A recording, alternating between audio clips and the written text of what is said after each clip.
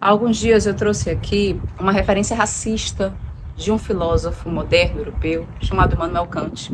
E uma série de pessoas aqui que trocam diariamente comigo me solicitaram que eu trouxesse outros filósofos que traziam essa mesma perspectiva racista, e eu trouxe aqui alguns para vocês hoje. O primeiro deles que eu trago é o David Hume, na obra de Personagens Nacionais, que ele vai dizer o seguinte para nós: estou em condições de suspeitar serem os negros naturalmente inferiores aos brancos. Praticamente não houve nações civilizadas de tal compleição, nem mesmo qualquer indivíduo de destaque, seja em ações, seja em investigação teórica. Tal diferença uniforme e constante não poderia ocorrer em tantos países e épocas se a natureza não tivesse feito uma distinção original entre essas raças de homens.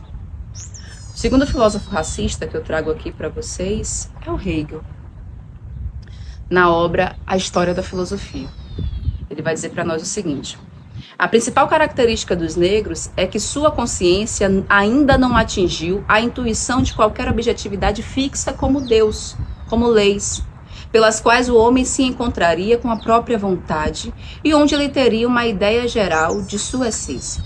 O negro representa, como já foi dito, o homem natural, selvagem, indomável. E aí ele segue. Um outro filósofo, na verdade economista, né?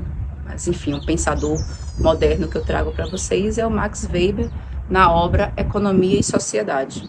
Ele vai dizer para nós o seguinte: além da aparência dos negros puros, que do ponto de vista estético é muito mais estranha do que a dos índios, e certamente constitui um fator de aversão, sem dúvida contribui para esse fenômeno a lembrança de os negros, em oposição aos índios, terem sido um povo escravo, isso é, um grupo altamente desqualificado.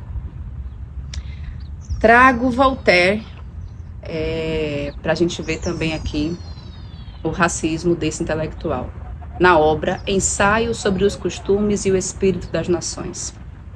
Os percebemos como os mesmos olhos que vemos os negros, como uma espécie de homem inferior. Por fim, Nietzsche, que vai trazer para nós uma tese, né, que ele vai versar acerca dos poemas, né, de Teógenes, e ele vai dizer para nós o seguinte: que os escravos, como observa Nietzsche, eles vinham de uma linhagem inútil e prejudicial e pertenciam a uma espécie totalmente diferente e invariavelmente subordinada.